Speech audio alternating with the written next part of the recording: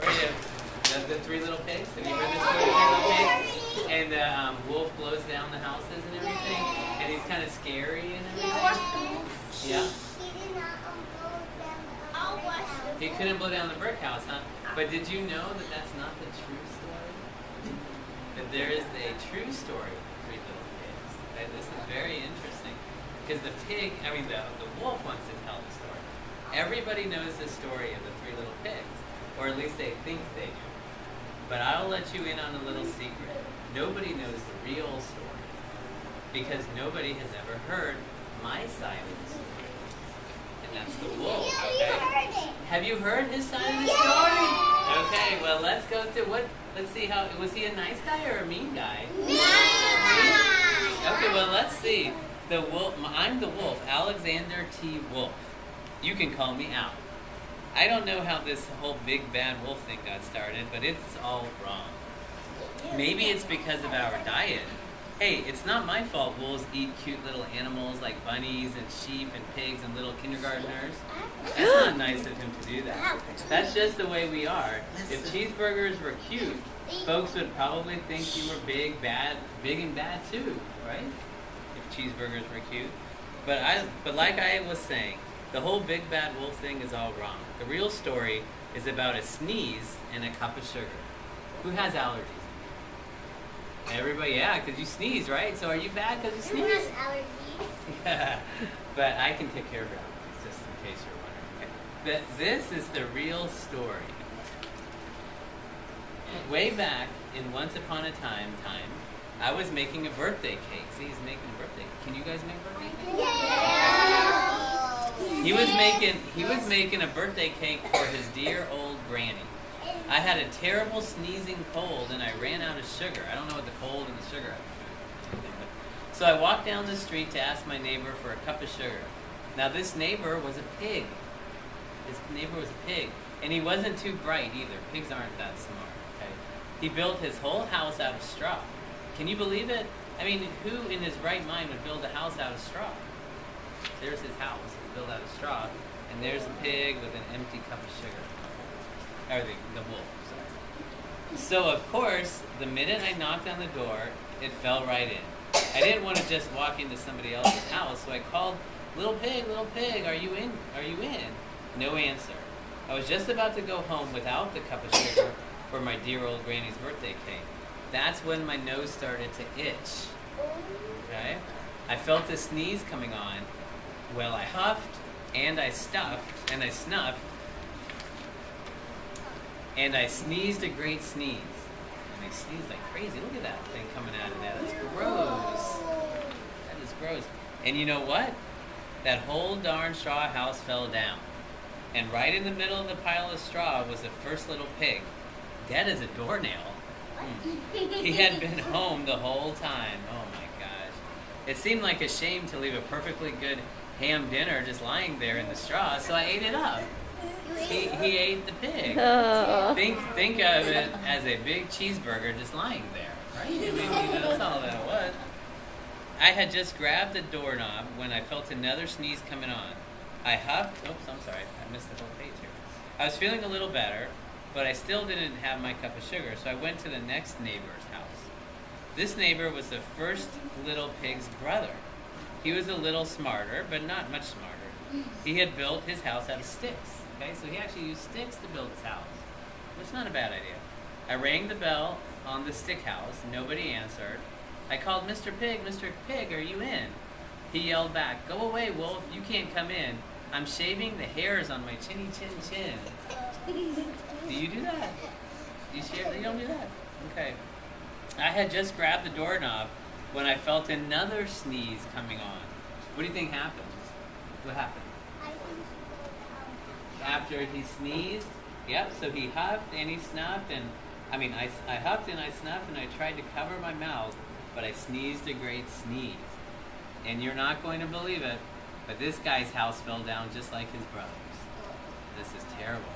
When the dust cleared, there was a second little pig, dead as a doornail. This is pretty sad. Wolf's honor, he says. There he is, poor guy. And it looks like there's a couple forks there, and a knife and a spoon right next to the pig. That's crazy. Now, you know food will spoil if you just leave it out in the open. So I did the only thing there was to do. I had dinner again. Think of it as a second helping. I was getting awfully full, but my cold was feeling a little bit better, and I still didn't have that cup of sugar for my dear old granny's birthday cake. So I went to the next house. This guy was the first and second little pig's brother. He must have been the brains of the family, because he built his house out of bricks. He's a smart guy. Yeah. I knocked on the brick house. No answer. I called Mr. Pig. Mr. Pig, are you in? And do you know what that rude little porker answered? Get out of here, Wolf. Don't bother me again, he said. Even though all he wanted was sugar. Wasn't nice. Talk about impolite. He probably had a whole sack full of sugar, and he wouldn't give me even one little cup from my dear, sweet old granny's birthday cake. What a pig. What a pig indeed. Just tell him. I was just about to go home and maybe make a nice birthday card instead of a cake when I felt my cold coming on. I huffed and I snuffed and I sneezed again. Then the third little pig yelled, "And your old granny can sit on a pin." That's not nice. I know, these pigs are something. They're really pigs, aren't they? Now, what do you think happened to his house? What happened? What happened? It fell down. The brick house fell down? No. Okay, what do you think happened? It didn't,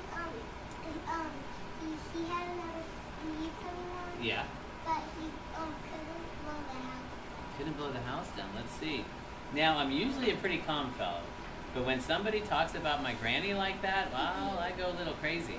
When the cops drove up, of course, I was trying to break down this pig's door, and the whole time I was huffing and puffing and sneezing and making a real scene. Look at him. He's trying to do something. Break down the door. Here comes the microphone, some pencils.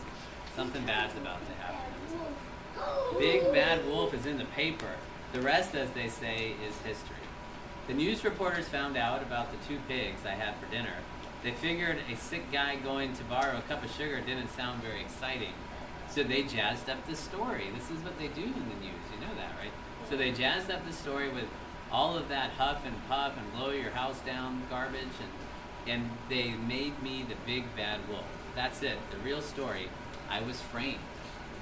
That means he didn't mean to do anything wrong. He just got in trouble. But maybe you could loan me a cup of sugar. Would you give him a cup of sugar if he came by? And he's in jail. Look, he's got a white beard now. What about his poor grandmother? She didn't even get her cake. That's pretty sad. Any questions about the Bad Wolf? Does that sound like the story you knew about?